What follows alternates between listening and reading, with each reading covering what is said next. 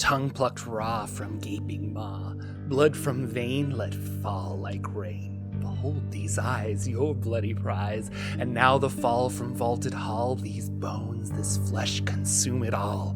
Pazuzu, Pazuzu, Pazuzu, you ungrateful gargoyle! This video is sponsored by Describe. Describe is your source for finely crafted box text, item descriptions, location descriptions, monster descriptions. They probably have descriptions of descriptions. They have a great number of writers who are constantly adding brand new text to their website. Find your next spell, character, item, NPC, or planner transportation text at describe.com. Thanks again, Describe. Hello everybody, Jordan here, the PH is silent. Let's discuss the powerful demon lord that is probably the oldest and worst demon that ever existed. I mean, everything is up for debate. In real life, Pazuzu was, or is rather, the king of demons of the wind for ancient Mesopotamia. This is where we get his physical appearance. It was ripe for public domain taking and a good source to scare modern day Christians. Oh, won't somebody please think of the children? Pazuzu was used, well, really just his name, as the antagonist in the novel The Exorcist. He made his way into the world of D&D during 1st edition in the Monster Manual 2. Defined as one of the demon lords of the Abyss, in that book, it was said that he controlled not a specific layer of the Abyss, but the skies of the Abyss, which made him very powerful. I assume he could get the drop on other demons, like from the sky.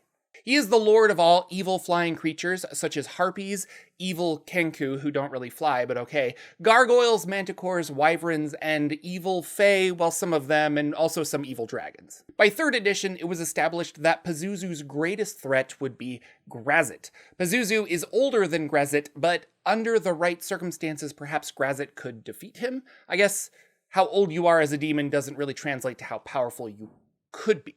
Pazuzu was one of the original demon lords to arrive within the universes of D&D, along with such famous demons as the Queen of Chaos.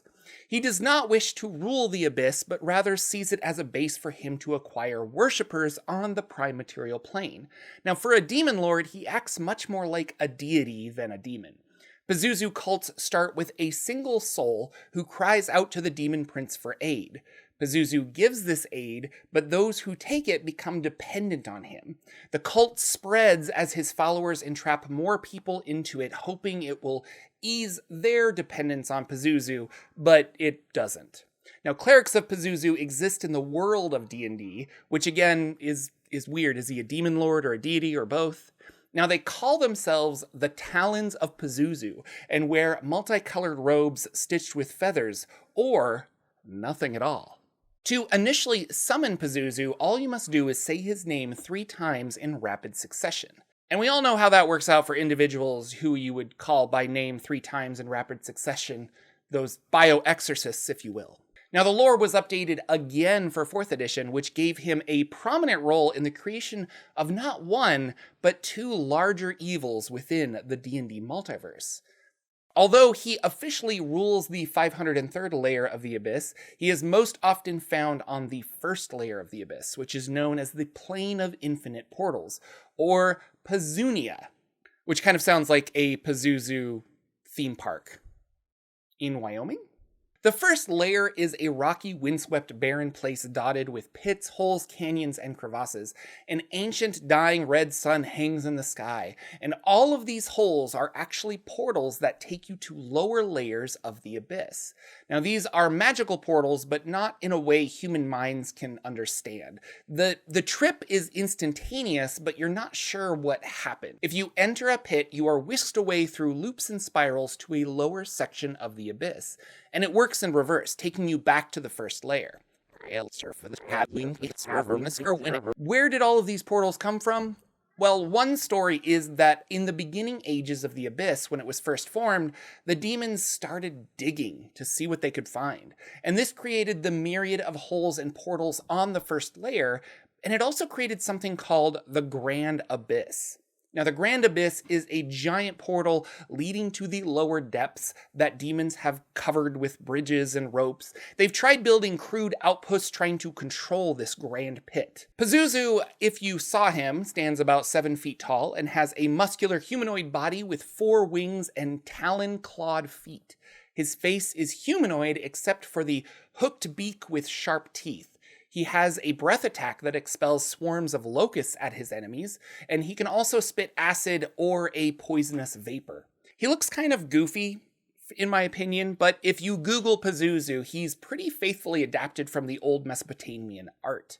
He looks like a more traditional demon if you search for the Marvel version of Pazuzu.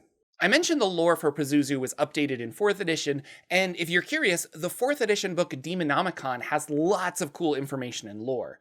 As far as Pazuzu, the Demonomicon explains how he inadvertently created 2 greater evils of D&D. Well, let's go back to the age before ages. The Oberith demons were dying in whatever dimension they existed in, so Pazuzu, who is an Oberith demon, rallied everyone together and crafted the Shard of Pure Evil. Now, the god Tharizdun became corrupted by this shard, and, well, that's a story covered in another video, link in the description. Tharizdun's pretty cool. Long story short, Tharizdun took the Shard of Pure Evil and hurled it into the elemental chaos, where it tore space-time and dug down, creating the Abyss. Created the demons, and it generally just brought a cacophony of evil into the universe. Tharizdun wanted the shard back and marshaled the princes of elemental evil together to storm the Abyss and find it, but the gods intervened and imprisoned Tharizdun. The shard is possibly lost forever, still burrowing into the elemental chaos, creating yet more infinite layers of the Abyss. After the Battle of Pesh, which was the battle that Miska the Wolf Spider was defeated and that caused the Queen of Chaos's downfall, the universe kind of settled down. There weren't large chaos versus law battles occurring daily. So, in this lull, Pazuzu went to one of the angels who guarded Tharizdun's prison, who was named Asmodeus. Pazuzu convinced Asmodeus that he was more virtuous than the god he served. The shard that corrupted Tharizdun now called out to Asmodeus, who went into the Abyss. He found the shard, but didn't take the whole thing. He cut off a small piece of it and used that to craft his ruby rod. He left the Abyss and conquered an adjacent plane known as Bator, or the Nine Hells.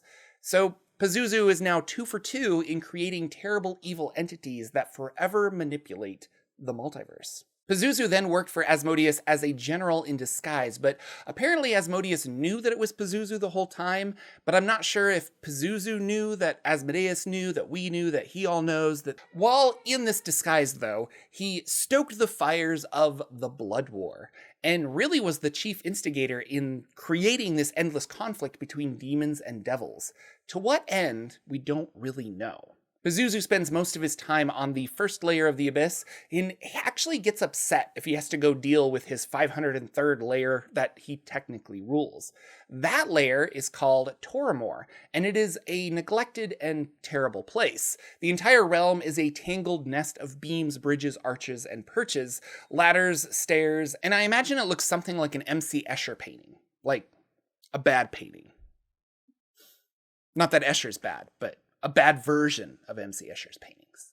Pazuzu's home here is called Lord's Rook, and it is a massive open cathedral atop the realm's highest spire. Pazuzu hasn't made his way into 5e yet, not officially, and I believe there is mention of him in lore books here and there, but there's been no stat block for him. I like to think that that's on purpose, and maybe Pazuzu is behind the scenes yet again, setting up a big change to the multiverse. Or perhaps you want to play a cleric of Pazuzu.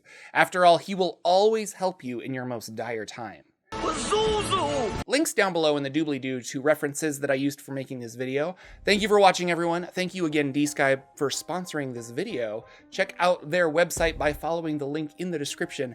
Patrons, you're awesome, and thank you so much for the support.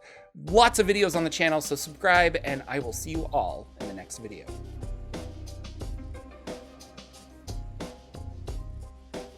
Pazuzu!